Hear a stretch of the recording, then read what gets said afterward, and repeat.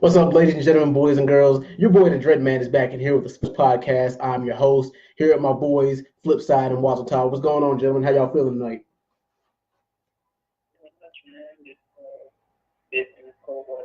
Yeah, I heard that. Doing well here. Just it's actually pretty much it's actually warming up now.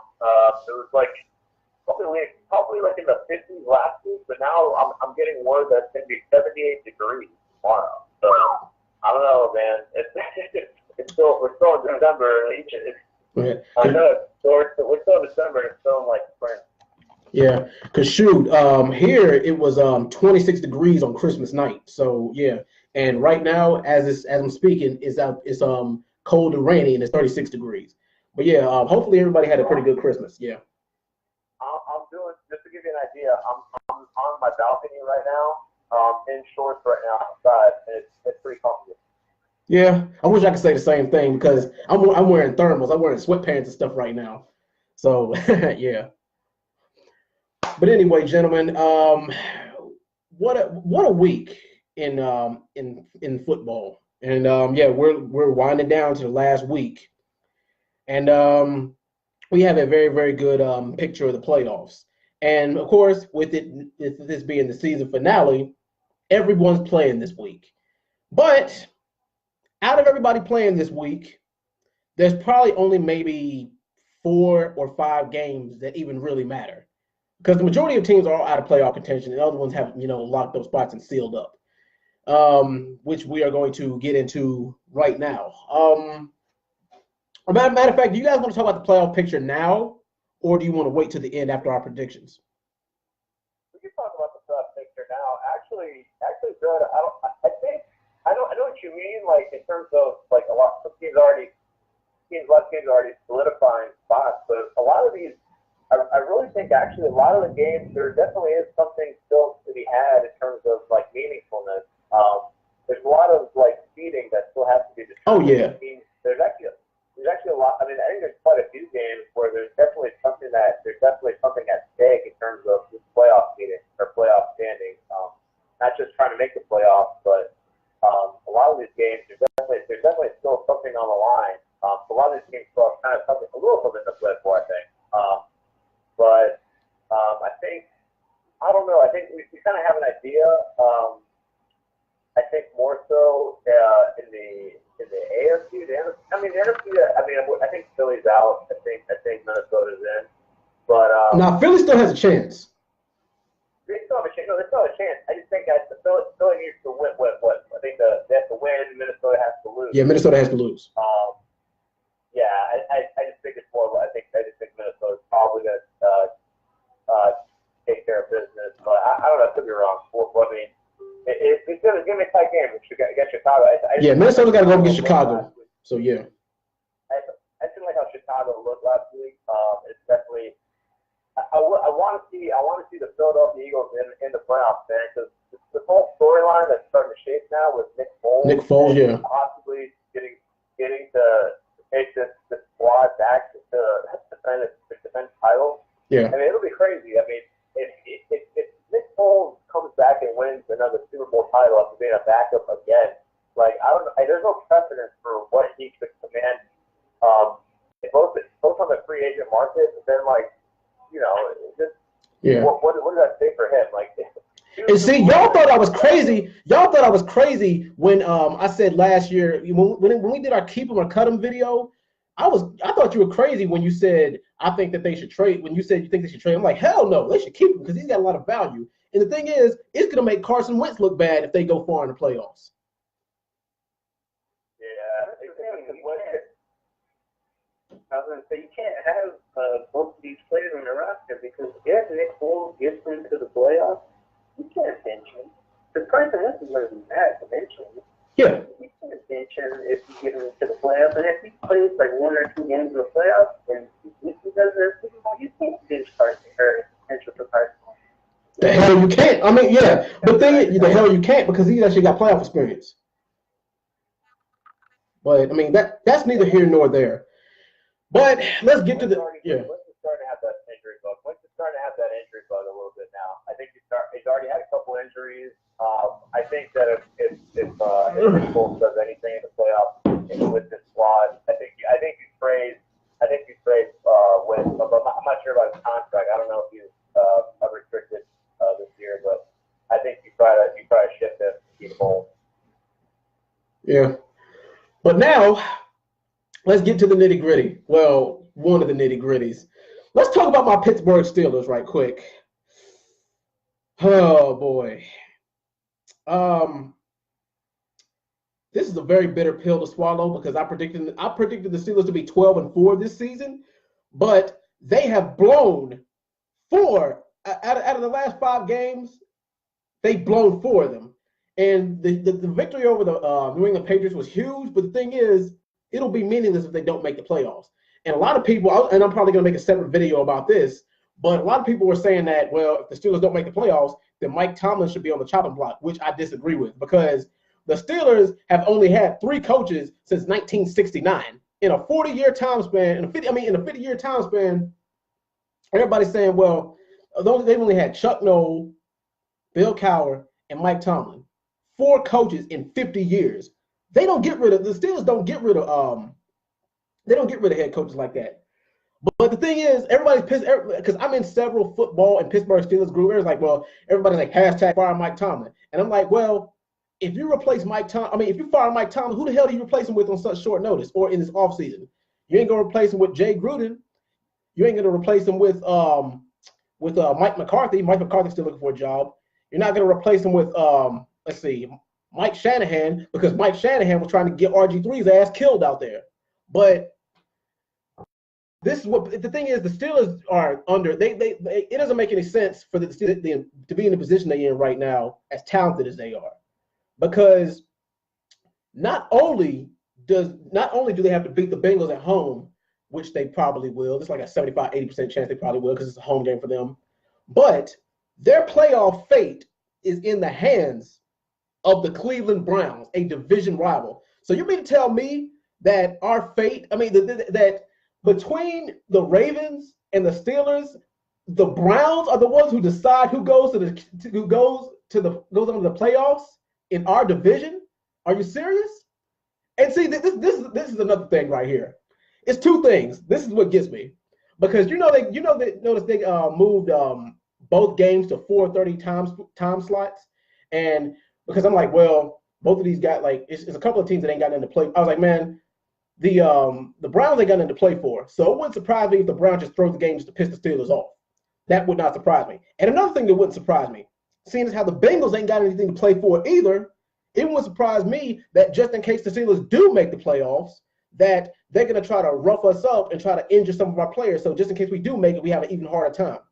But yeah, that's a really messed up position to be in, especially since we've lost, 4 out of our last 5 games, which is like you said, the loss to Denver, I can forgive that one, but the losses at home to the Chargers, the loss to the Raiders, and the loss at the end of the game to the Saints, who are a very dangerous playoff team, those losses are inexcusable. And you guys, if you guys watched all those games in their entirety, you know why.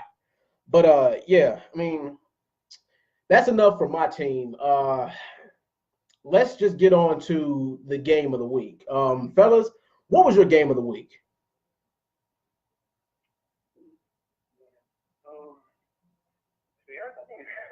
I didn't really watch many games this week. The Seahawks and the Chiefs game. Oh, yeah. I enjoyed that one. Oh, yeah. I don't know if it will be a game of the week candidate, but I'll give it that. One of the only games I watched. Mm-hmm. I'll go with that one. That was a pretty fun one. Mm-hmm.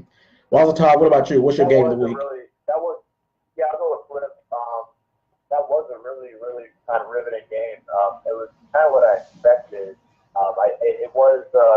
It was like a version, like, you had two mobile quarterbacks. Wilson has obviously done his thing throughout the years, and Mahomes is coming up now. Mm-hmm. It was exciting. Exciting to watch, and I wasn't expecting again the Seahawks to put up the points they do. And so somehow they looked really good. Wilson looked phenomenal. Even though, and it sucks because Mahomes had a pretty solid game, but he can't be faulted for his poor defense. loss, and it's like almost like it takes another hit to his MVP candidacy. Mm-hmm. I think people now might put Breeze back up in there. It's like him and Mahomes are like 1 and 1A, but no, for some reason, somehow Wilson seems to keep doing it with what he's got. Chris Carson was great, but it was just another sign. It's like the Seahawks had such a bad game against the 49ers the week before, and I don't know how you lose the 49ers one week on the road, and then you come out and you beat Kansas City Chiefs, even though it's at home in Seattle. I don't know. It's kind of hard to grasp with this team. If they're the dark horse that I think that's gonna maybe make a Super Bowl run, or if they're just kind of a sneaky team and it's not really their year. But I would say that would be my game of the week. Yeah, definitely. And of course, my game of the week, even though we lost, is the Pittsburgh Steelers versus the New Orleans Saints. The Saints, they did once again show and prove that they deserve to be there, but the Steelers did bust them in their chops quite a few times, and they had the lead for the majority of the game. So they've shown that even at home, they're human. But I think that the only reason why it was competitive as it was because the Steelers were pretty much they know they're pretty much fighting for their lives, fighting for their postseason contention. But that game was phenomenal all around. It was a 5-star game. Let's see. Most improved team of the week. Flip, who do you got? Most improved? Mm-hmm. I don't know. It might be one of these heartbreaker kind of games here we have. There's a few heartbreaker games. I'll give it to the Eagles. I have to give this to the Eagles, to be honest, because think about it. Yeah. That's kind of leaning to because the Eagles they beat the Texans and they won the game at the end. Yeah. And after going in and beating the Rams, I got to keep saying that they're the most improved team because everyone counts them out of the NFC, and all of a sudden they're like, nope, we're good. We're getting that last playoff spot. Mm-hmm. Yeah. Yeah, Walter, what about you? What's your most improved team for the week? Yeah, I'll say the Eagles. Nick Foles, somehow still getting it done. Played phenomenal. Almost for 500 yards. And again, beat a Texans team that I thought was going to have their number, and somehow, some way, they're still magic from last year.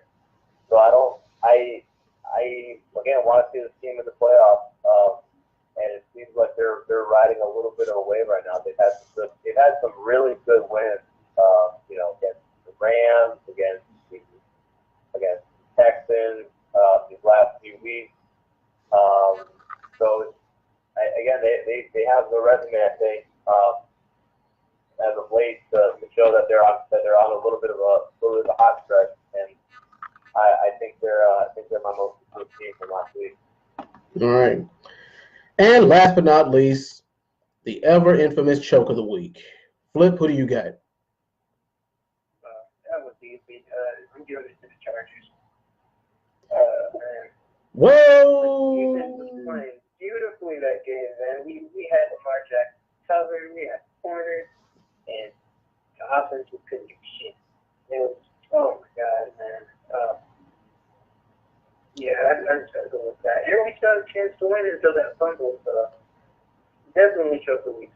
My choke of the week is either Tampa Bay or the Steelers. I juggle both of those because Tampa Bay had Dallas on the ropes for a good portion of the game, and then they let Dak Prescott just piss all over their backyard. So, yeah, but in the Steelers, they were within field goal range, but you guys know Juju Smith-Schuster always likes to fight for extra yards. And this is the one time that it worked against him because he fumbled the damn ball. He should have just took a damn knee instead of trying to fight for those extra yards. But, I mean, the dude plays his heart out. I mean, and I looked on Instagram, his personal Instagram and on his personal Twitter, how the team voted him the team MVP for the year. And regardless of whether they go to the postseason or not, I mean, he has showed up every single game. So, yeah. But, yeah, those are my two candidates for choke of the week. But, Walter Todd, what about you? What's yours? I'll say Giants. Giants had the lead for the entirety of the game. Chance to eliminate the Colts, keep them from making the playoffs. But lo and behold, Andrew Luck, who I'm sure you guys talked about this the other week, but what I thought was a pretty big Pro Bowl snub from not making the roster. And he led them to a comeback win, and the Colts have a chance to not only make the playoffs, but both have a chance to actually win the division. So it's a hell of a remarkable season that he had a year removed from playing. But yeah, the Giants again, they're vying for a playoff for draft positioning right now. So I'm not sure why they're trying to make it as competitive as they were. I'm not sure next week if they're going to be playing their guys, but Saquon, I don't know. I wouldn't want them to if I was a Giants fan. Just tank the last game, still getting one injured. But this past week though, they're definitely my vote for it. I still believe. Oh yeah, definitely. Well, all right, fellas, let's do it. The season finale of the regular season. All right, let's go. First game we got is the Miami Dolphins going on the road against the Buffalo Bills. Flip, who you got? Dolphins, Bills.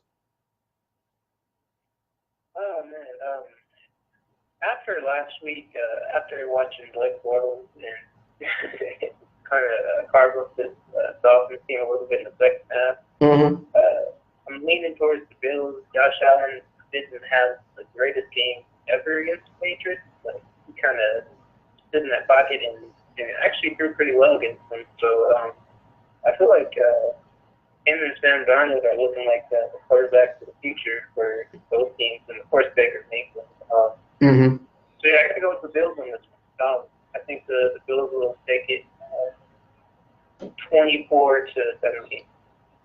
All right. What's the time? Who you got? Dolphins, Bills. One of the meaningless games this Sunday. Definitely no real reason to watch unless you're a supporter of both squads. But if you want to see Josh Allen just run around and break out big runs, I guess that's what you might be getting in this game. If it's a snowy game, but I don't really have much of a pick in this other than the Bills. I think both squads are really pretty disappointing AFC teams. Neither one doesn't really strike me as interesting. So I will go with the Bills in this, just because they're at home. And I'm not helping the Dolphins, despite potentially vying for a 500 season. All that impressive. Give me the Buffalo Bills and the Buffalo Bills 23, Dolphins 7. All right. Me personally, this is going to come down to both teams' running games. Buffalo has a slightly better defense than Miami, but I believe that Miami has just a little bit of a better receiving core, and both of those, they offset each other. So with that in mind, it's going to come down to the running game. Buffalo's running game has been decent this year, but Miami, they seem like what has saved them and what has won a lot of their games is their running game. Because, it seems like they can bust out of a 20, 30-yard running play just out of the blue. But Buffalo's a very, very tough cookie to crack. They're a hard code to crack, especially at home. But I feel like even though this game is meaningless, neither one of these guys are going to bump up another team in the conference, in the division or whatever, and they pretty much took a nosedive this year there.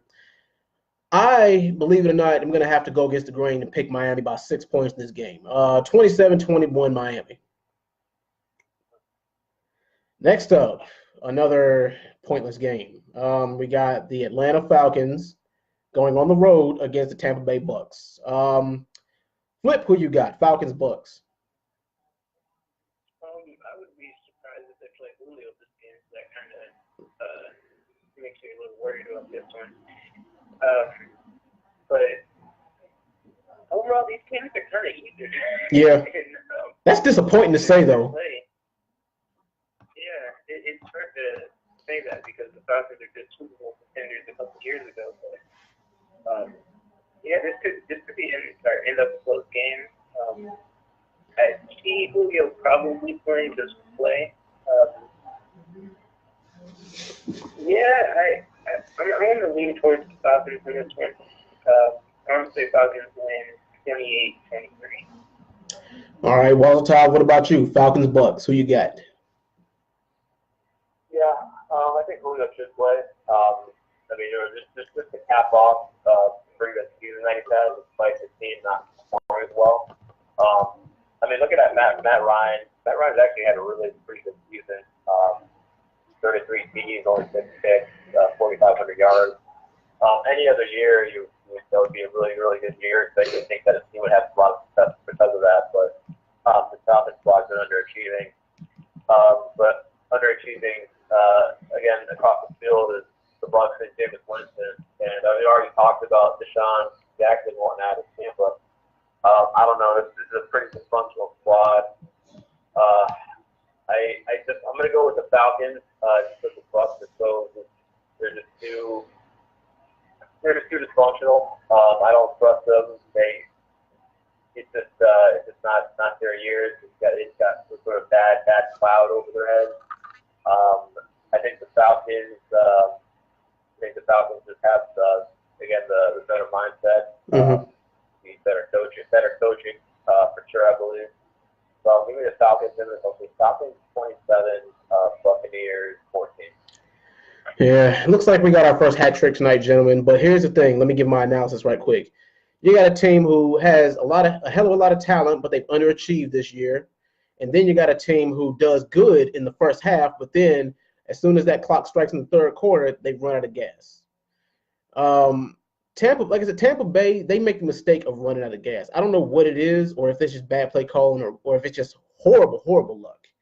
Atlanta, on the other side, I mean, they're a team who normally has, I mean, they're a team who runs away with games usually. I mean, if they're in the driver's seat, they can win a game. But this year for them, that has not been the case. And I think Julio is going to play just for the hell of it. I mean, I don't really. I don't. It's even though football is unpredictable, I don't really guess in the last game of the season you could be hurt too bad or bad enough to where you'll be out for next season. But I mean, only time will tell. But they got a lot to look for. They got a lot to work towards in this off season. Atlanta does. But go on ahead and give me Atlanta in this game, 20-28 over Tampa Bay. Tampa Bay is going to start out hot, then they're going to run out of gas. Next up, NFC East matchup at MetLife Stadium. Dallas Cowboys going on the road against New York Giants. Now, the New York Giants, they disappointed the hell out of me this year. I said their record was going to be 9-7 this year, and looks like I was wrong. Dallas, I said was going to be 8-8 because they were inconsistent, but it looks like they somewhat proved me wrong. Even though they got a playoff spot, I don't really think they're going to go that far. Because Dak, I mean, it solely depends on Dak. It depends on that Dak and Zeke combo. It really does. And if you got a good defense, you can shut them down. New York Giants defense, though, that some days they show up, some days they don't. I mean, the thing is, they usually do show up when it comes to facing Dallas.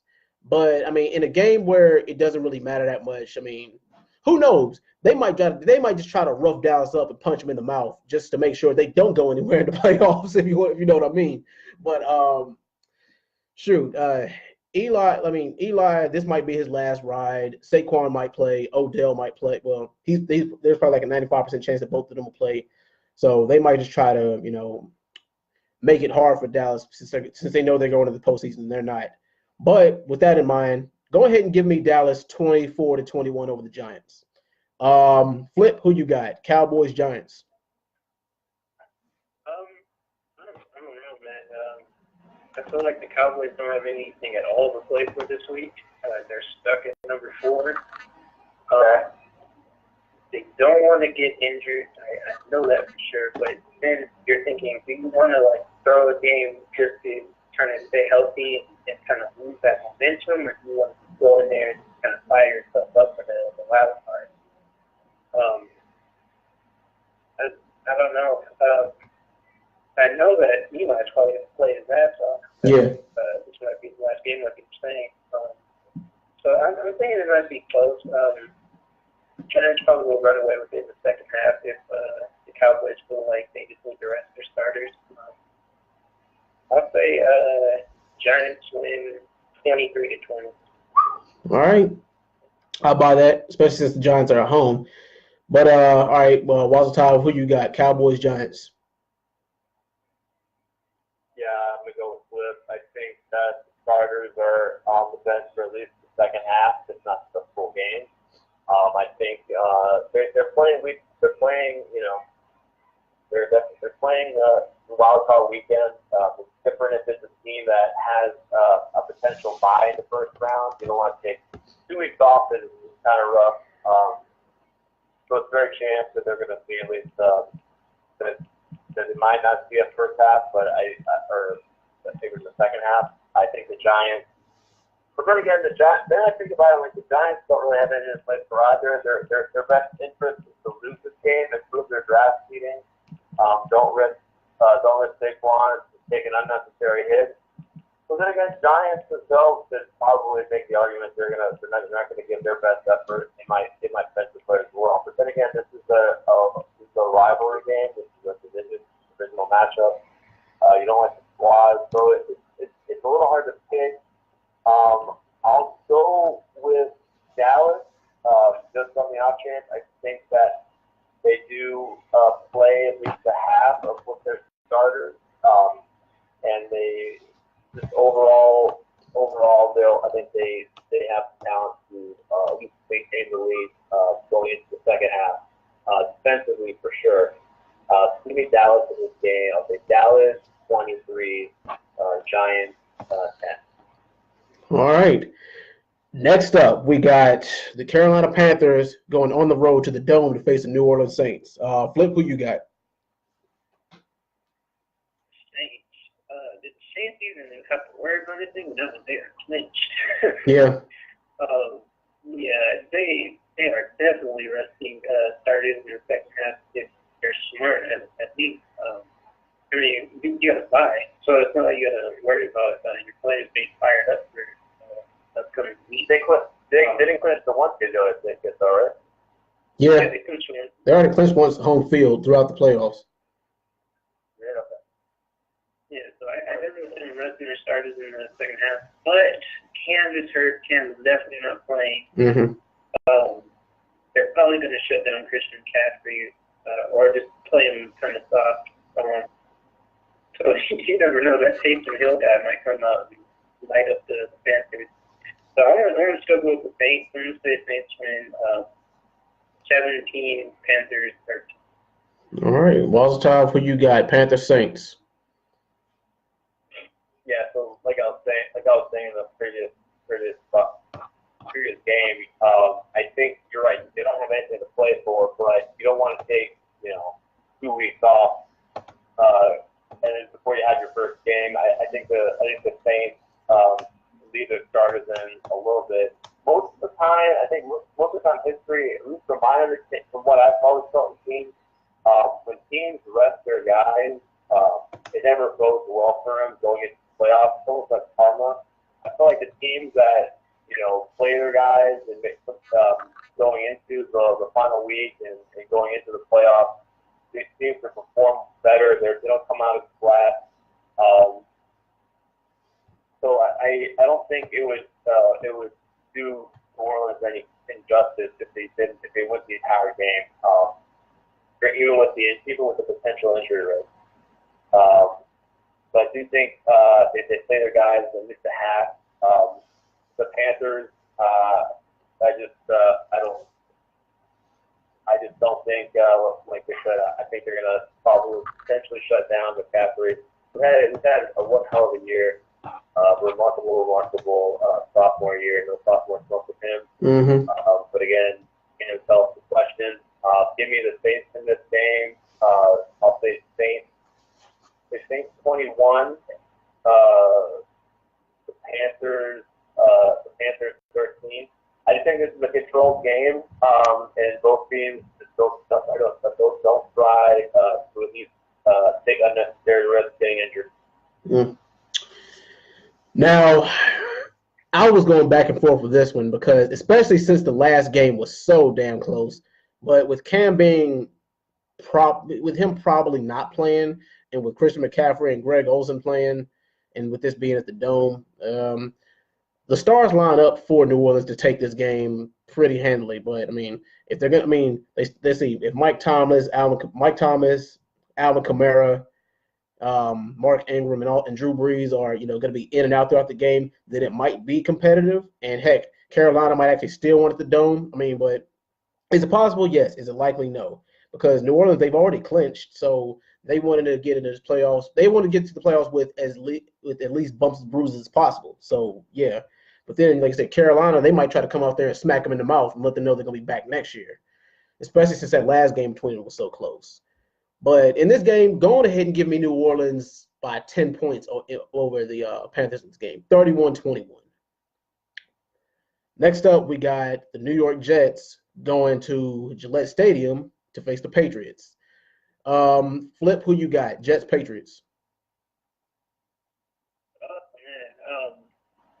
Patriots are actually still playing for something. So Yeah, they are, because they can actually go down to fourth seed. Yeah. If they lose to Titans, Ravens, or Texans, two of them win. The Titans, Ravens, or Texans, two out of those three teams win, and the Patriots lose. They go to the fourth. So this is definitely one of those games where they want to win. The Jets have been looking good. They just gave the Packers a game. I don't think they'll be able to beat the Patriots. So Sam Darnold and Elijah McGuire are definitely the future of that team. Mm-hmm. I could see them making some noise next year. And if Brady retires, then they can definitely make some noise. Definitely. But it's not this game, especially when the Patriots are looking at a group where they definitely want to at least get one of those first perspectives. Yeah. This should be I'm not going to say it's going to be a blowout or anything. I'll say Patriots win like 27. Yeah. Fun fact. This is the first time since 2009 that the Patriots have had a third or fourth seed. But anywho, Flip, Walter, who you got? Jets, Patriots. Patriots all the way. Patriots short term, but I can't go with them long term because even beating the Bills 24-12, it didn't seem like a good, confident, big win for them. They're still definitely. They're still a little sloppy. They're not fine-tuned. Brady's lost the step clearly. Yeah.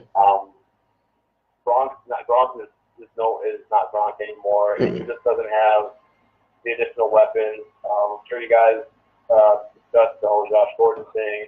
Yeah. That losing that weapon is just the heartbreaker for anyone that's a fan and wants them to see the Super Bowl win for Brady, but it's not going to be this season in my opinion. But in this game, I think they take care of business. They secured that bye. Give me the Patriots. I'll say Patriots 23, Jets 14. Yeah. Now, this is a game that the Patriots. Now, the Patriots are in a very, very hard position because depending on who wins and who loses, they could actually probably go up a seed. It depends, though. They're going to need KC and they're going to need KC, Los Angeles, and they're going to need Houston all to lose to bump them up. And of course, they're going to need to secure a win over New York too. But still, this is going to be an important game. So I wouldn't be surprised if Tom Brady played all 60 minutes.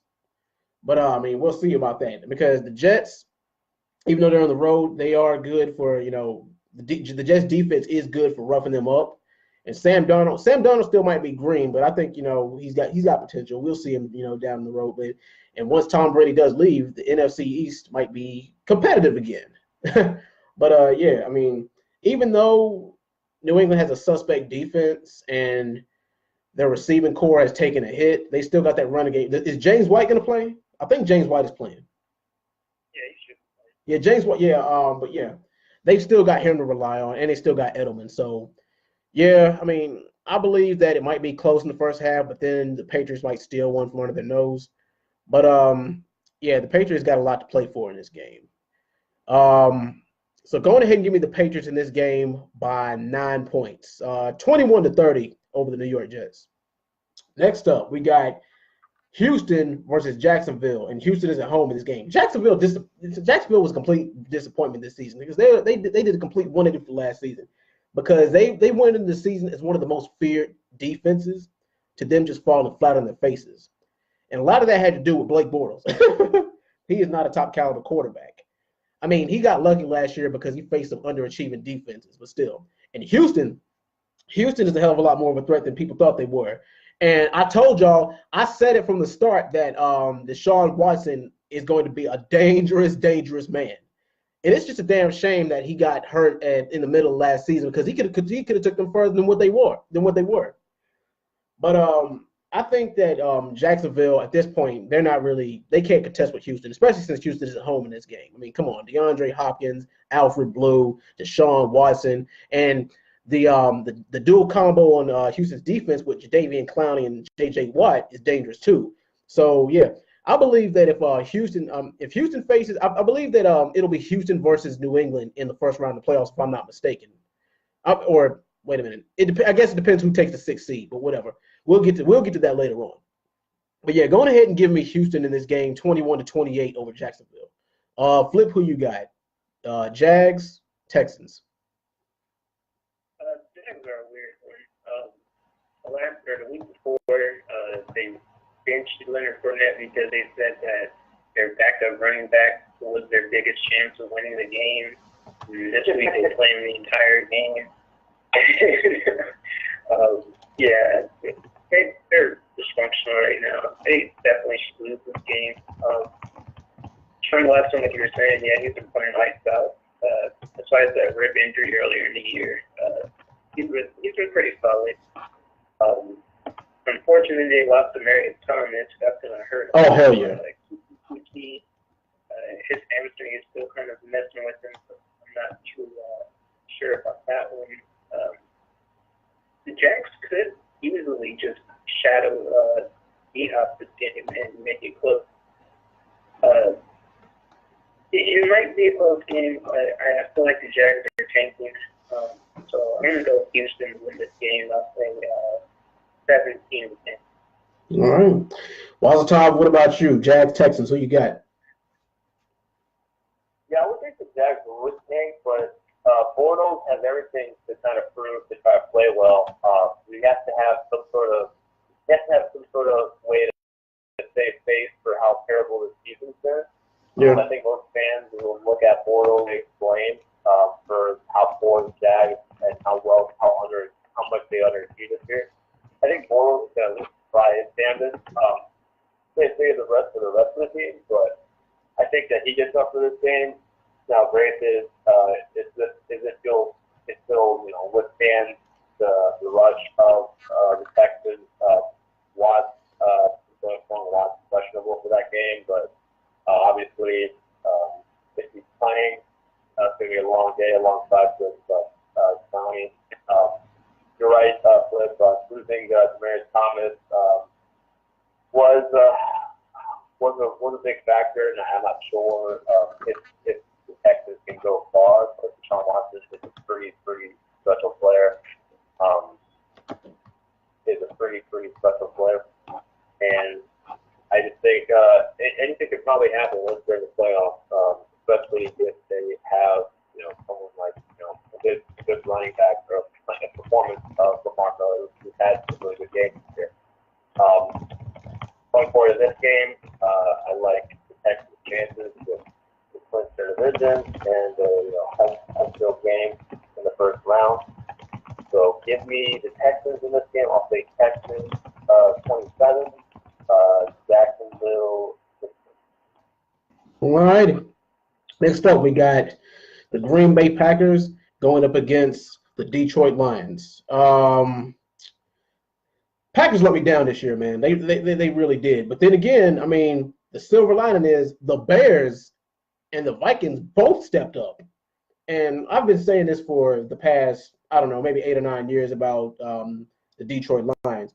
The Detroit Lions are missing they're missing a piece of the puzzle. And I don't know what it is. I thought that piece of the puzzle that they were missing was Matt Patricia, but it doesn't look like that's the case. But then again, this is his first year with them, so I guess we'll see what it looks like in the future. But I mean, Aaron Rodgers, I believe he's going to go out there and just, bomb for his life. He's just going to, go out there just gunslinging. If this is the last ride for them, I mean, for this season. I mean, the thing is, he doesn't have Mike McCarthy anymore. that could prove to either be a flaw or a gift going into the next season. And like I said, Detroit has weapons, but like I said, I don't know if they're just in a bad direction as far as the coaching goes or the offensive coordinating goes. But we'll see about that. This was a tough one, but go ahead and give me Green Bay by 6 points in this game. 24-30. Flip, who you got? Lions, Packers. It does not matter at all. Yeah, this is irrelevant. The Lions, they fight valiantly, but they lost, they traded away Golden State. They lost Aaron Johnson. They lost Bruce Ellington. Kenny Galladay is trying to beat Megatron, but he can only do so much. I don't know, man. It's divisional games. I'm not going to say it's going to be a blowout, but Aaron Rodgers has been playing pretty decently. So, like, Carson, yeah. Feel like he's just trying to go out with this, at least another win. Just the fans, like, hey, we can win with Carson. I'm going to say the Packers win 28-17. All right. Wazatov, who you got? Lions, Packers. Yeah, Aaron Rodgers had one hell of a game last week. It's kind of a game that I was expecting from him. Sure, McCarthy got fired, but he had a 2-week player. He played phenomenal, balled out. Probably scoring a few fantasy championship games, but all for naught, this season's been pretty disappointing. Aaron Rodgers hasn't really like maintain that GOAT God status throughout the course of this year. I think his kind of aura is a little bit of a hit this season. So I think he wants to turn that around, and he's going to try to use this week, as he did last week, to kind of reassert himself as one of the top tier quarterbacks, the one that people mention alongside someone like Brady. I'm going to say the Packers take care of business as they normally do against Detroit. Aaron Rodgers has another big game. Even though there are nothing to play for, and Aaron Rodgers doesn't really have to play, and he said he's going to play, there's no real reason for him to probably play the full amount of game, but I think he does. I think he does play the whole game. Just to finish the season strong. Give me the Packers in this. The Packers 33, Detroit 17. All right. Next up, you got the Philadelphia Eagles going on the road to face the Washington Redskins. Now, Philly impressed the living hell out of me last week by beating the Texans. And the Philly's defense, they really did show up. Or maybe they just faced the right kind of quarterback. And speaking of quarterbacks, Washington's new quarterback, or their fourth-string quarterback, they're down to the fourth-string quarterback. I mean, they showed me something against the Titans, but to no avail. It's a damn shame how injuries have made the Redskins fall from grace, especially since the Redskins' defense is decent, and they had somebody with Alex Smith. He proved that he's good in the driver's seat as far as the Washington's play scheme goes and the coaching goes. Seeing as how Philly's got something to play for now, now that Nick Foles, he's back at the helm as the starting quarterback, and he actually could probably make a good run in the postseason if Philly actually does make it. And I'm probably banking on them making it, but we'll see about that. We'll see how the other games go. But go ahead and give me the Eagles in this game by 11 points. 31-20 over the Redskins. Flip, who you got? Eagles, Redskins. Oh, man. Josh Johnson looked pretty decent. Playing for that team. I don't think he's the future. But if Alex Smith can't come back from his injury, I think he can take over. So, that being said, they're probably not going to beat the Eagles. Barring a miracle, the Eagles are definitely trying to play for that final spot. And they just beat the Rams. Yeah. The Redskins are kind of like, if we move to Redskins, we deserve to get kicked out of the playoffs. Yeah, I feel like the Eagles should win this game pretty easily. If they don't, then shame on them. I got the Eagles winning this 24. All righty. Wazatov, what about you? Eagle Redskins. I'll say Eagles in this. I think the Redskins still will give them a good game, though. The Redskins have shown a lot of heart, and through all the adversity they've had and losing a lot of key players. Adrian Peterson has had a pretty solid year for his age and all. After all the injuries and surgeries he's had to deal with. But I just think offensively right now the Eagles are clicking. Nick Foles has that decent on the ground. I think they take care of business. They need to.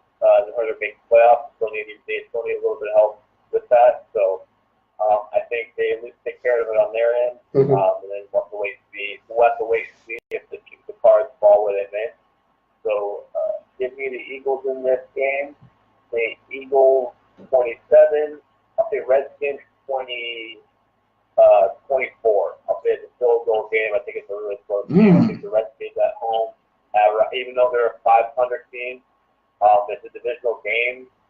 You can't overlook the fact that these games are going to be a lot closer and more competitive when we think they might be blowouts. But I think it's going to be a close 3-point game. All right. Next up, we got the LA Chargers going on the road to face the Denver Broncos.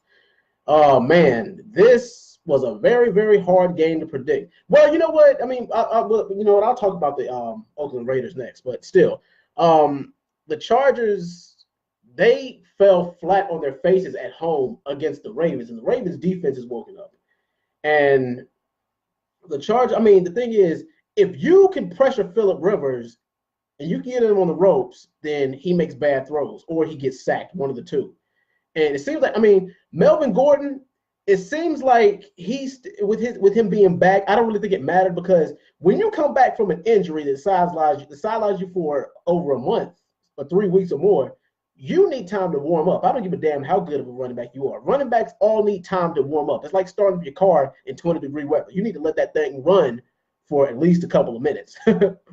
And Denver kind of got a spanking from Oakland, and Oakland was terrible this year, but Oakland had a couple of good games in them.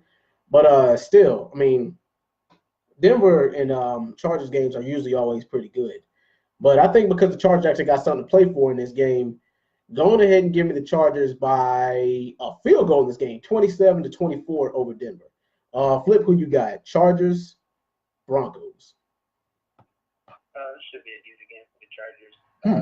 The last game against Baltimore, I was pretty sure it was either going to be a really close game, they were going to lose just because Baltimore's defense is pretty crazy. And I wasn't too fond of us going against that running attack that Baltimore has since our running defense really that well. This game against Denver, though, there's no Emmanuel Sanders. Philip Lindsay is out. He hurt his hand in that game with Oakland. Chase Keenum's looking pretty bad back there. He's made some decent. I can see him making plays on his feet this game, but nothing too crazy. We did pretty decently against their pass rush last time. So with Melvin back, Austin Eckler's going to be back this week. We'll have all their starters. Except Hunter Henry, unlike last year, I think he lost him late. But yeah, it should be an easy game. Last one wasn't as close as it seemed. There was some questionable calls. So I see it's winning 28. All righty. Wazatov, who you got? Chargers, Broncos. Yeah, I think it's a double breakthrough for the Chargers. I just think that the Chargers can attack them through the air at will. Even if they're still kind of getting Melvin Gordon, kind of getting the rust off, so to speak. It's still they can just beat them through the air, and it's still again the Broncos can't hurt them don't think anyone on the Broncos is really scaring me right now. That's going to put any sort of fear of doubt into the Chargers. And I think the Chargers they want to take care of business after that loss last week. But the Chargers still they can still clinch that division, right? Oh yeah. Yeah, really big for first seed. So. Mm-hmm. Still up in that. If they can, it's a wide range for them. So yeah, I'm going to say Chargers in it by this double digits. All Big Ten. Give me Chargers. Chargers 27. Broncos 17. Oh, all right. I actually, like I said, I actually got it a close game. But I mean, especially since it's at Denver, at Mile High Stadium. But I mean, sure, we'll see about that. But next up, we got the Oakland Raiders going on the road at Arrowhead Stadium to face the Kansas City Chiefs. Now, this might be a very easy game to pick for you guys too. But thing is, last week, Oakland showed out on Christmas night. They really did. They tried to put their foot on the back of Denver's necks, and I'll be damned if it didn't work. But thing is, I don't think they can replicate that same performance against Kansas City, even though Kansas City lost to a very, very capable Seahawks team. But I mean, the Seahawks are always dangerous, and even though Patrick Mahomes is showing some chinks in his armor, I mean, I believe that, he's got enough weapons on that team to carry him, to where they can make up for his mistakes. And Sharkandrick West, I mean, he's no Kareem Hunt, but I guess he'll do. But we'll just see how he translates in the postseason. And Kansas City, I mean, this is Patrick Mahomes' first trip to the postseason, so we'll see if that pressure really does get to him. But especially since they need that first round bye. But go on ahead and give me Kansas City this game by 12 points over the Oakland Raiders. But Flip, who you got? Raiders, Chiefs, who you got? Oh man, the bias in me wants to pick the Raiders. Don't think you. But yeah, it's definitely probably going to be a Kansas City game. I'm not sure how Tyreek Hill is feeling. If he's still kind of hurt, it could be a close game. I mean, the last game was pretty close against these two. It was a bit of a shootout, actually. So I'm kind of like having hope that the Raiders could beat them just because they've shown that they can pass on this team. Mm-hmm. I feel like Mahomes got the best of them in the first matchup. They had more tape on him. They played against him. I feel like they could shut it down a little bit. Their pass rush was pretty surprising against Denver. So I actually read up that the Raiders are top 5 in quarterback stats this year. Wow. So that's a surprise. So it could be closer than we think, but I'm leaning towards the Chiefs. But combined to me win, I got the Raiders winning this 27-20 or 28-27. All right.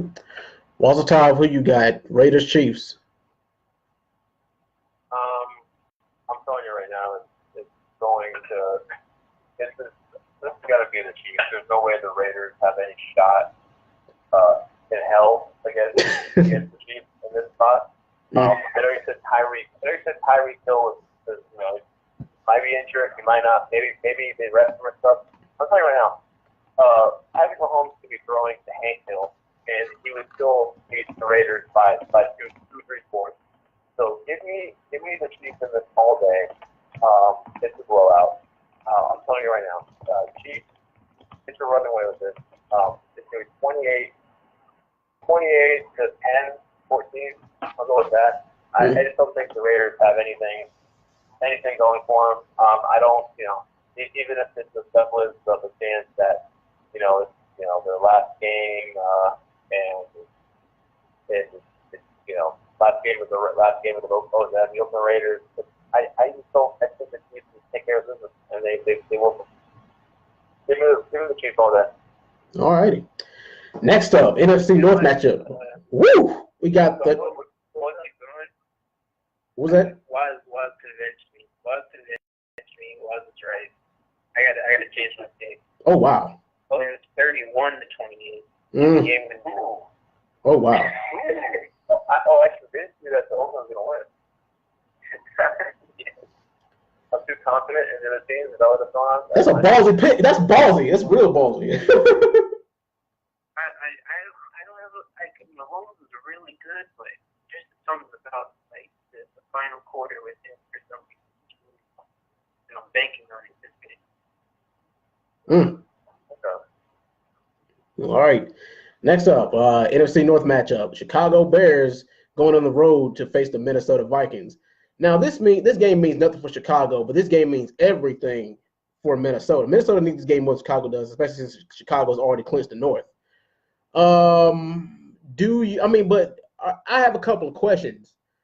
Do they bench? Does Chicago?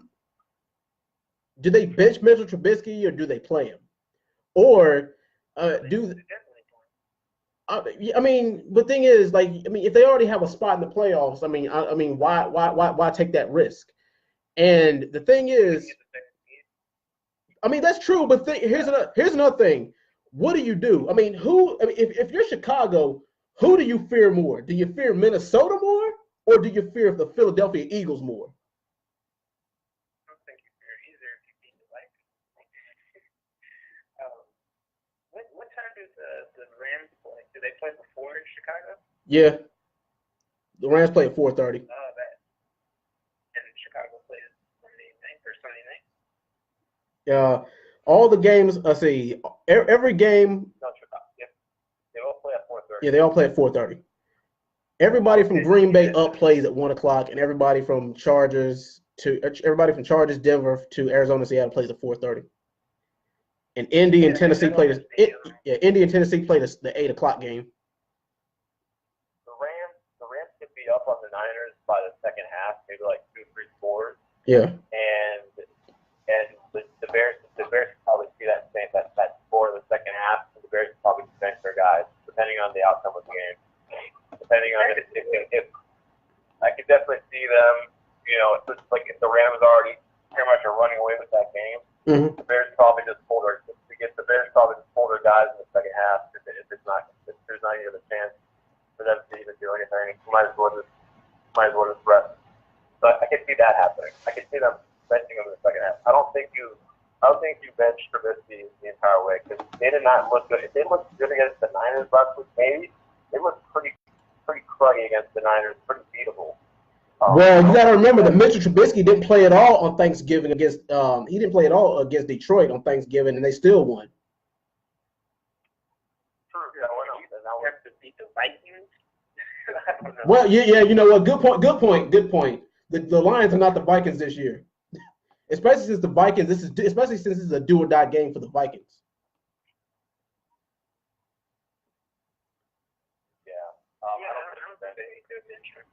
Yeah. But go on ahead and give me Minnesota actually by 6 points. Flip, what about you? What's your final score? Man, this is going to be a close one. I don't know how to feel about the Vikings. Their new style of offense is kind of weird. It seems to lean towards a run game, but then Cousins can't really throw on third down like that. I don't know. He's weird. And against this Bears team, you can't play kind of soft like that. You have to carry the ball out against them. So I could see the Vikings kind of switching up their game plan and throwing the Thielen and Diggs all night. This is definitely a must-win game for them. Not a must-win game for the Bears, but and I feel like, we'll get to that game later, but the Bears should, I feel like the Bears are going to lose this game. I'll say the Vikings win 24-21 over the Bears. All right, Walter, what about you? What's your final score for Vikings-Bears? I would think this game would kind of lean the Vikings and be pretty much a sure win. Not a sure win, but definitely a confident win. But again, if Kirk Cousins wasn't involved, I would think that. But Kirk Cousins is involved, and in big kind of games, he can kind of crush you. He can kind of throw those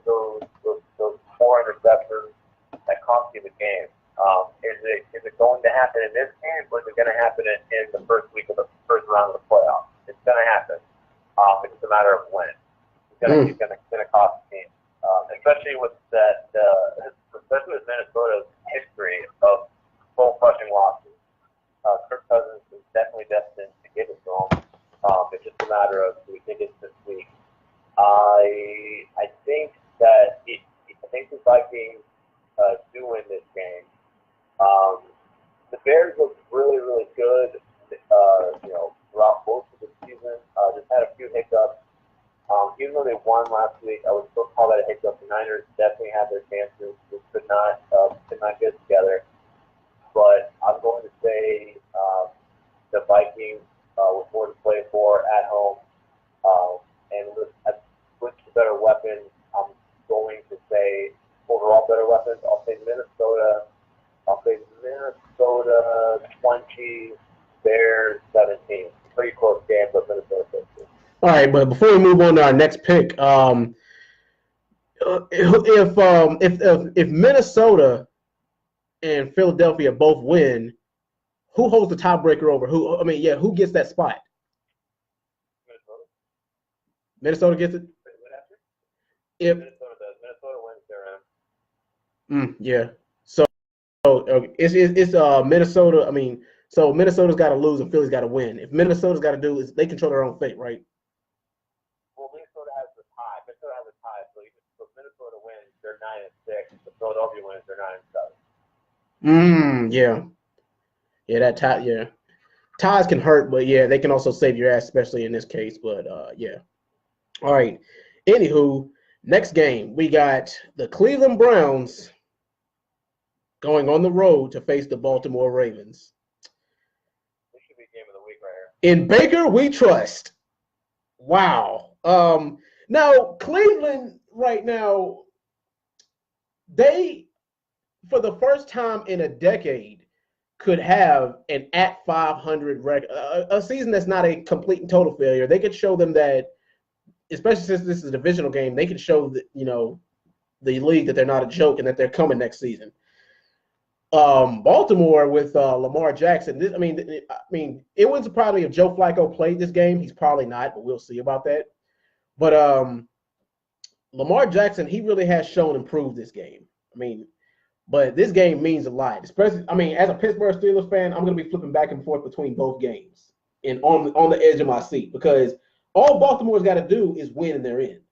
Pittsburgh is the one that needs help in this game. But the thing is, you got to put your trust in David Njoku, Baker Mayfield, and in the hands of their running back. What's his name again? Nick Chubb. Yeah, Nick Chubb. Yeah. But the thing is, are those very capable hands that you want to put your faith in? Especially on the road against the Ravens, and the Ravens defense is playing like they want to win now. It pains me. It really does hurt me to say this, especially since I'm a Steelers fan. But go on ahead and give me the Baltimore Ravens in this game by 7 points, 21-28 over Cleveland, which pretty much knocks us out of playoff contention. Flip, who you got? Browns, Ravens. Oh man, this is a weird one. The last time they played, Lamar Jackson wasn't the starter, and the last time they played, Nick Chubb wasn't the starter. So it's not. It's kind of weird because Baker was playing. He threw, I think, like 40 times that game. And he actually threw pretty well, pretty decently. I feel like with Nick Chubb in the backfield, that'll help him tremendously. Problem is, he doesn't really have receivers, man.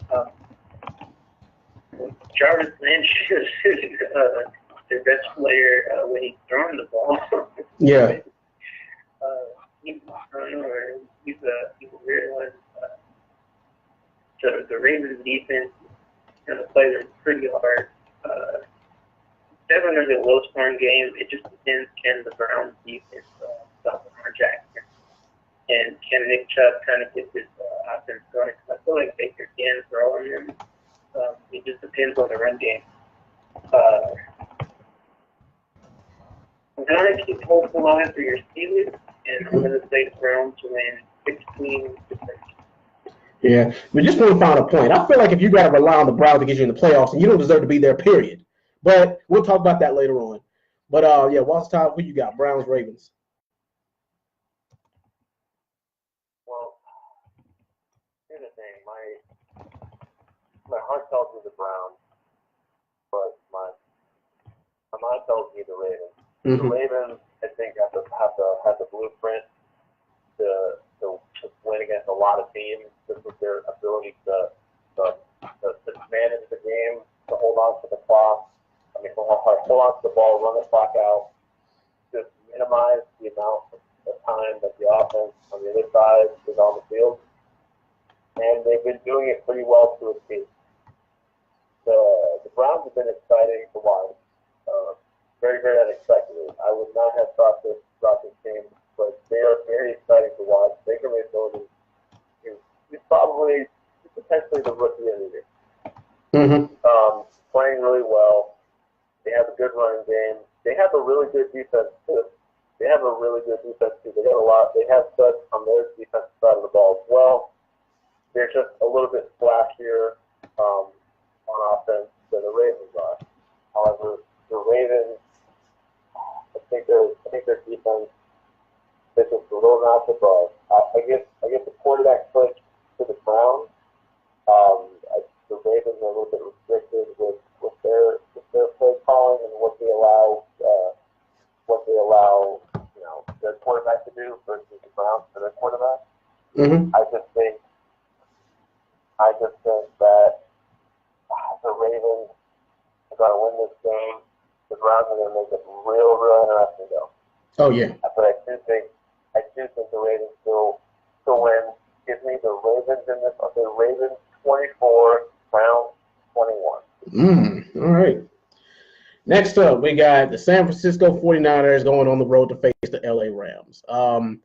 Now, the Rams, they got that second seat locked down pretty much. And this game won't really mean much to them besides the fact that San Francisco is a below 500 team, and losing to them with the Rams being as dangerous as they are would be embarrassing.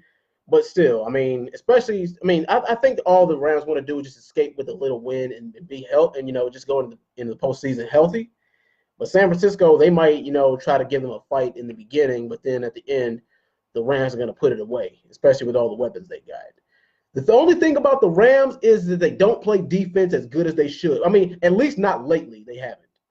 But, I mean, that might change in the playoffs. We'll see. But, the league is a more offensive-driven league, and it's not really about the defense anymore, besides a few teams like the Ravens and, and so on. But go on ahead and give me the Rams this game by 10 points. 27-17. Maybe not even that. Maybe the 49ers might not even score that much. But just to be on the safe side, Rams 27-17. Flip, who you got? 49ers or Rams? This one is a little weird to me. It's a position game.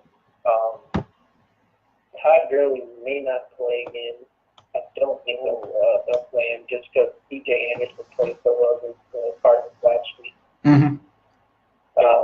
Nick Mullins is definitely going to come out here and play final game. Probably not going to give him play time next year / preseason. George Kittle's chasing records. I don't think that Brady's playing either. They need the rest of him anyway. Yeah. Ankle is on life support. But Jeff Wilson's a decent enough backup. This Rams team has shown that they can give up points. On paper, like we say, they're a really good team, but they give up points. That being said, I think it's going to be a close game, but I feel the Rams. You know what? Man, I think they got Jared Goff, man. Yeah. I don't know if I trust Jared Goff. Patrick Peterson wasn't playing in that game against the Cardinals, so it's kind of like we kind of got left to Jared. I'll go with the sleeper, man. I'll go with the sleeper. I'm saying Todd Gurley. Oh wow. Todd Gurley's not going to play. Probably. I'm going 49ers. Both teams still have things to play for. So, yeah, I'm going to say 49ers edge it out. 24-20 23. All right. Yeah. Wow. Okay then. What's the top? Who you got? Niners, Rams. I'm sometimes biased. Sometimes I am not completely sane when it comes to making sound judgment calls that he's involved in. But I can't side with the Niners in this year. Even though I love the way that they played the last 2 weeks, upsetting Seattle, nearly upsetting Chicago. Mm-hmm. I just don't see it against a team that is as formidable as the Rams are. The Rams are at home. The Rams play extremely well there. They essentially they should win this game. They just play too well. Even with probably not having earlier there, they didn't have Caesar Anderson there against us. We just don't have the legs right now. Literally, as our running back, not great at his injured. So I'm not sure if we're going to be playing him or if he's going to be 100%. I really like the scrappiness of the Niners team. Nick Mullins has been playing. He's been playing above average and like pretty solid for I think for a third string quarterback. Kittle's had a phenomenal year, but they just don't have the weapons defensively. It's the only way that they're going to win this game is just a gritty, dirty game where it's just a close to low scoring, 10 to 13 type of game. But I don't think the Rams are going to let that ever happen. I don't think the Rams offense is going to perform that poorly for it to happen. The Rams, I think they had a couple of bad weeks where they lost to both the Eagles, the Bears. So I think they're going to try to finish this season strong. They had a really high-scoring game and showing last week. I think they continue here. Give me the Rams in this please. Rams 34, 49ers 21. All righty. Next up, we got the Cincinnati Bengals going on the road at Heinz Field to face the Pittsburgh Steelers. All right, Bengals Steelers. Oh man, I heard AJ Green and Andy Dalton are coming back to the team. Mm-hmm. And Chad Johnson just got signed to the team. What? And I'm hearing rumors that DJ Bushmanzada is returning to the team too. Get out of here. Are they trolling? Yeah. It's like Stephen A. said. Mm-hmm. Oh man. No, the Bengals are done. They're shut down. I think Marvin Lewis, he'll have his job somehow. He's in control of this and gets fired or not. But it's like, oh man. If I heard that and I was on the Bengals, I'd be like, no, I'm gonna just sit me on the bench, trade me. Steelers, yeah. If the Steelers lose against the Bengals, they don't deserve to stay in the playoffs. Them having to rely on the Browns, they don't deserve to be in the playoffs either. So the Steelers should win this one. They should have won last week, but that fumble. Yeah. Steelers win 27 to 13. All right, Walzatov, who you got? Bengals Steelers. Steelers should win this. As it says, fortunately, Burfict is doubtful. So hopefully there's someone that's clotheslining Antonio Brown or injuring a Steeler as they go into the playoffs. These games get really, really tricky. Yeah, they do. Hopefully there isn't any sort of dirty play like that. But I do think the Steelers take care of business. And hopefully we'll see what happens. I would like for it not with a game where, like we discussed before, where the Steelers, going to the halftime and they see the score for the Ravens game, with the Ravens playing at the same time, and with the Ravens are blowing out Cleveland by any stretch. The Steelers don't pull their guys in the second half, but I'll say the Steelers win this game pretty handily. Steelers 28, Bengals 20. Yeah. Seeing as how the Bengals don't have a secondary anymore, and all they have to rely on is their linebackers, I still say that they're going to try to rough us up, even though they've got nothing to play for. like I said, they're gonna just try to soften us up if on the off chance that we do go to the postseason. But yeah, the Steelers offensively, they're one of the they're one of the most dangerous teams on the offensive side of the ball. Mine is Big Ben throwing picks. I think he's thrown 12 interceptions this year, which is inexcusable for him. But I mean, yeah, as long as he's got Antonio Brown, Juju, and I think that James Conner is a question mark. I think that he might not play, but I think he will play if the Steelers make the playoffs. But if not, then he might as well just go ahead and just sit out for the rest of the year. But yeah, the Bengals, by the way, their offense, I mean, they still got Joe Mixon, but he can only carry them so far. And like their linebackers, like the Steelers linebackers, are gonna be hawking him all night long. The Steelers wouldn't have that much to worry about if their secondary could just get it together. I mean, they shouldn't have to rely on T.J. Watt and Vince Williams and their whole front seven to get sacks all game long. But I mean, against a team like the Bengals, I mean, they can do it. And hopefully this game does mean something to the Steelers. But I got the Steelers winning this game 31-23 over the Bengals. Like I said, hopefully this win is not hopefully this win is not in vain. We'll just see about that though. So yeah, I got the Steelers winning by 8 points. Next up. I was gonna say the Steelers pull their starters just because the Ravens are like blowing out the Browns. They look like you like 20-6. If they pull out their starters and lose, and the Browns make them come back win, oh wow. Somebody deserved to get fired for that. Somebody would get fired for that. I'm telling you, yeah. That deserves a firing right there. But yeah. All right, next up. Ooh. We got the Arizona Cardinals going on the road to face the Seattle Seahawks. This game should be pretty cut and dry because Seattle just, they walked the dog on the dangerous Kansas City Chiefs. And Arizona, they're not really playing for anything. This is probably going to be Larry Fitzgerald's last hurrah, and we'll see if Arizona could do some more rebuilding in the offseason. But yeah, going ahead and make this choice sweet and to the point. Give me Seattle by 9 points this game. Flip, who you got? Cards, Seahawks. Same thing for me. Cardinals are in a pretty bad spot right now. They do get up like 107 yards in the Anderson, so Seattle's run game is going to destroy them. Yeah, Seattle wins 27 instead of 16. All right, Wazatov, who you got? Cards, Seahawks.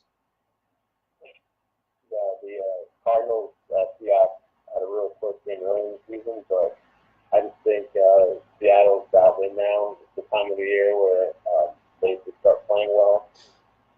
They catch people on the hot streak. Russell Wilson smacked the ball in over and over again.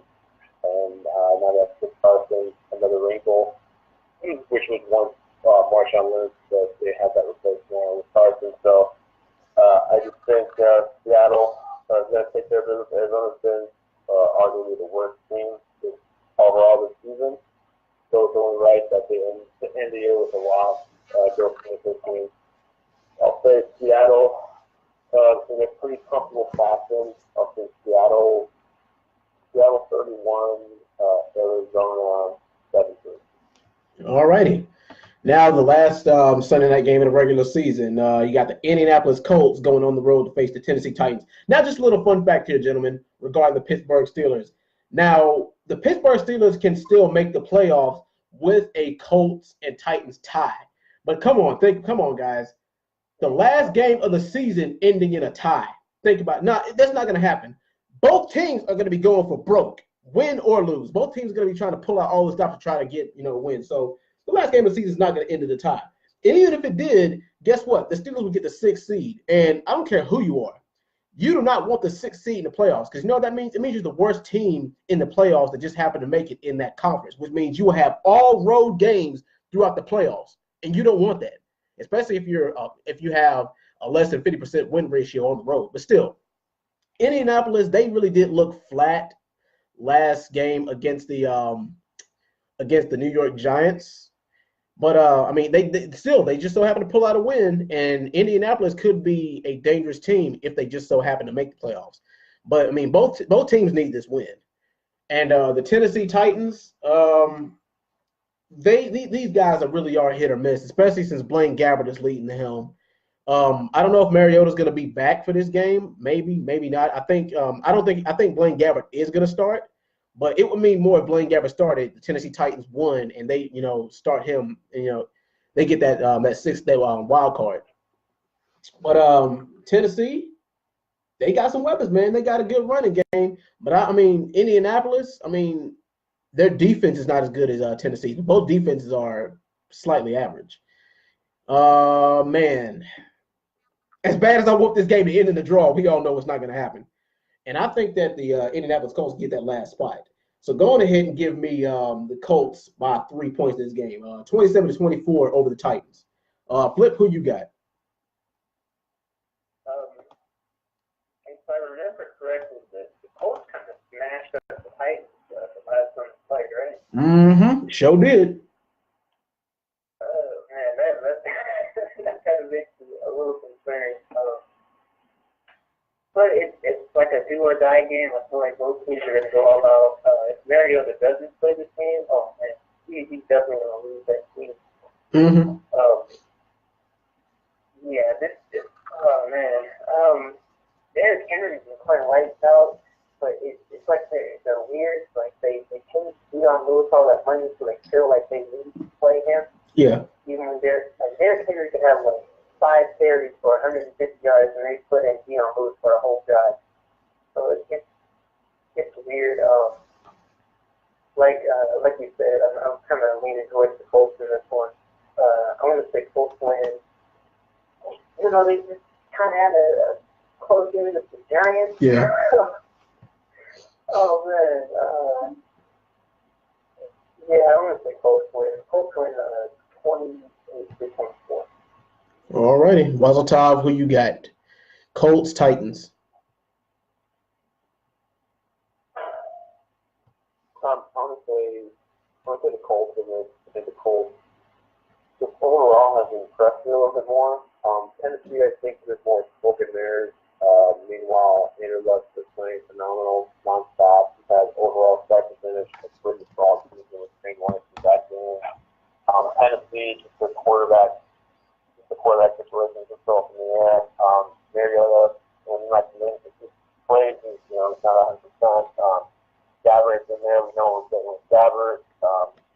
It's just, granted, Derrick Henry has been playing some of the best football, this last month, but I just think overall, the Colts, I trust them. I think if the Colts win this, I'd like them in the playoffs. I don't want to see Tennessee in the playoffs. I think Tennessee will just get bounced early, but the Colts, I think it's potentially cause some noise. I just think it's going to be a close game. Divisional game, obviously. Hopefully, it's a game of the week. It's on prime time. It's Sunday night. But I think Indianapolis takes this game. I think they can attack Tennessee throughout through the air. I think Andrew Luck hits CY for a couple of good games. Give me Tennessee and something like that. Give me Indianapolis in this. Indianapolis 27, I'll say Tennessee 23. All righty. Now let's have one last look at this playoffs seed, this playoff picture. In the AFC, you got Kansas City with the first seed. You got New England with the second seed. You got Houston with the third seed. You got Baltimore with the fourth seed. You got LA with the fifth seed, which is strange because they're 11-4. And then you got Indianapolis with the sixth seed right now. The only two teams that are still alive are the Pittsburgh Steelers and the Tennessee Titans. Now, as I'm reading right now, the Titans have a 47% chance of making the playoffs, while the Steelers only have a 17% chance. Whew. Man, that's very, very steep. Then in the NFC side, you got the Saints at the first seed, Rams at the second seed, Bears third seed, Cowboys fourth seed, Seattle fifth seed, and only because the only reason why they're at the fifth seed is just because the Rams got the second seed in their division. And then at the sixth seed, you got Minnesota. And Minnesota, the only team that's still alive is Philly. They're not eliminated from playoff contention. But they only have a 26% chance of winning because they need Philly. They need to win, and they need the Vikings to lose. like you said, but to piggyback off of what Wazatov said earlier, these games still do kind of mean something because you know, like if a certain team loses, then it could bump a certain other team up, which is which means more than that actually means more than already clinching a playoff spot because, like I said, you don't want to be on the road all playoff team long. But then again, some teams play better on the road, so you never really know. But you guys, final thoughts in this playoff spot. Flip, what's your thoughts on the AFC and the NFC?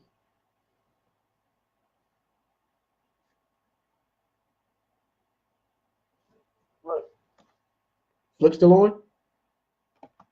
look, we might have lost, but Oh, my bad. Oh yeah, you're good. You're good. Yeah. But yeah, your final thoughts. Yeah. The AFC, I definitely think all the spots are interchangeable. I don't see the Chiefs moving, so I feel like they probably will get that number one spot, but like I said, bias. Yeah. But every spot seems like it can really change up. Texans haven't secured that division, and the Jags can beat them. It's just it seems really far fetched for them to lose to the Jags the way they've been playing lately. But the Jags. Yeah, it's the AFC is still kind of in a tight spot. The Steelers, I feel, should get in, but you never know. The Ravens will probably take that last spot. Yeah. Titans, Colts are kind of playing for their own lives. NFC, kind of secure. I don't feel like I'm really going to change much. Cowboys and Seahawks are kind of locked in. Yeah. The Vikings have their own life. Yeah. It seems to be clear cut from here on, besides a couple games. But I mean, week 17 is still going to be interesting, and I feel like a lot of these teams that are playing playoff teams are going to play them hard so they can kind of see where they're at. So we're up for a lot of surprises, regardless of the outcomes of certain games. Mm-hmm. All right. Top final thoughts on these seeds, these interchangeable seeds, and for the teams still alive, what do you think of their chances? I'm really curious to see if they had a few times since they lost. I really curious to see the AFC. Pittsburgh has a chance. That's a chance to sneak in, although they need help. It's potential that Cleveland can help and aid Pittsburgh. Los Angeles Chargers can go up to as high as top seed. And it'll be interesting because I felt that was a game I think last year that people felt was just scary to me that no one would want to face if they miss the playoffs. But this year they're in. This year with the team, I think again, Silver had one of the best years, and I'm really curious to see how well they can perform if they're a team that has home field advantage. Kansas City, I think some injuries, obviously some losses, personnel to their squad. I'm curious to know how well they'll perform. I think they're still maybe a year moved away from being a Super Bowl team. We rarely see teams with such an inexperienced quarterback go all the way and take the Lombardi Trophy. So it's definitely it's more so like a potentially maybe Houston, Los Angeles, that type. Possibly even the Patriots, although I don't think so this year.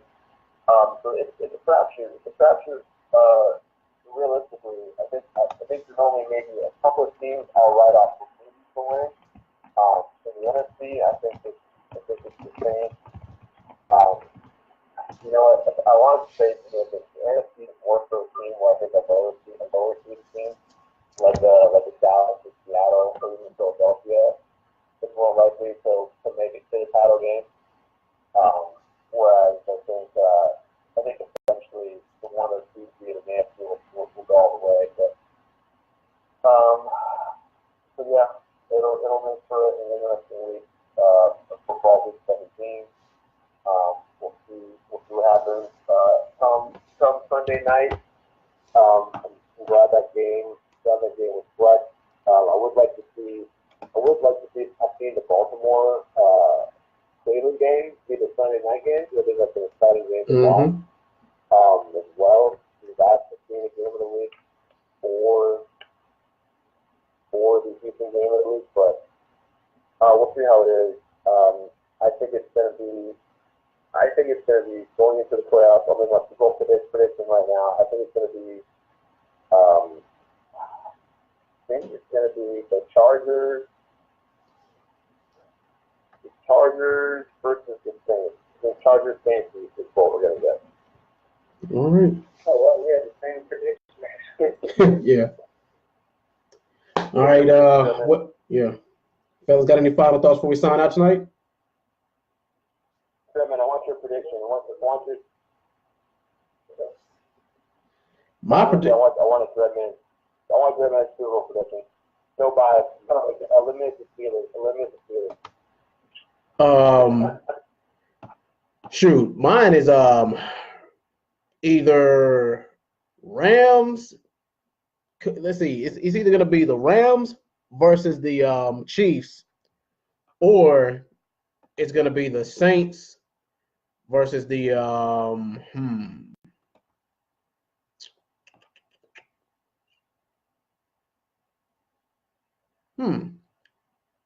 You know what? I'll go ahead and give and say Saints versus Chiefs as well. Either Rams and Chiefs or Saints and Chiefs. Rams and Chiefs would be more exciting to me. To me, Rams and Chiefs would be more exciting though. After that last game they played. Yeah. That's the highest scoring Super Bowl ever. But I mean, last year's Super Bowl was pretty high scoring, but it's hard to top last year. Oh yeah. Yeah, gentlemen.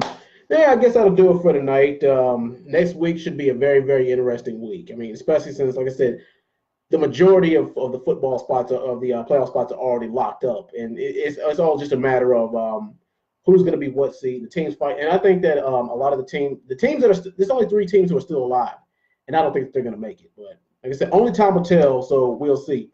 And the thing is that they move those games, those playoff contention games to 4:30 for a reason.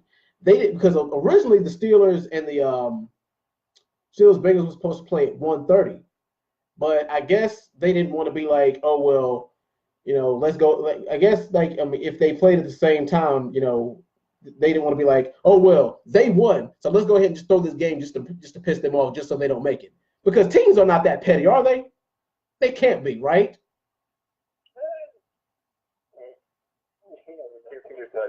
Yeah, who the hell am I kidding? Yeah, but like I said, it's a damn shame how the playoffs, you have to, like I said, I feel like if your fate or your playoff hopes are in the hands of another team, then I feel like you don't even deserve to make it, regardless of what team you are. And like I said, I feel like the teams who have, I feel like, with certain seeds, I feel like it's more detrimental to you if playing for a certain seed than you playing for a playoff spot to begin with. That's more detrimental because a lot of teams who are fighting for a seed, a lot of them probably are not going to go far anyway. But then again, like I said, you never know because in 2012, 2011-2012 season, the Giants, they went 8-8 and won the Super Bowl. So hey, anything is possible, but we'll see about that.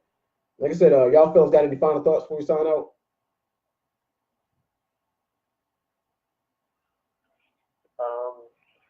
No, not at all. Just I don't want to see the Titans in the AFC playoffs. I want to see the Colts or Steelers in there.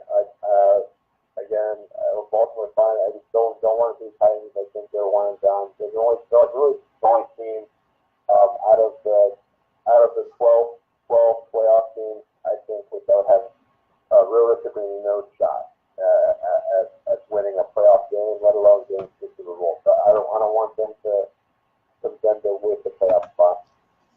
Oh yeah, definitely.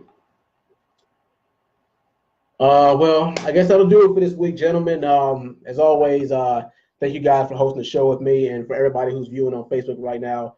Thank you for watching. Thank you for commenting. Thank you for all your feedback. And man, this is heart attack week for everybody, man. But also I'll see you guys next week. And for all my viewers out there, hopefully you had a Merry Christmas. Hopefully you have a Happy New Year.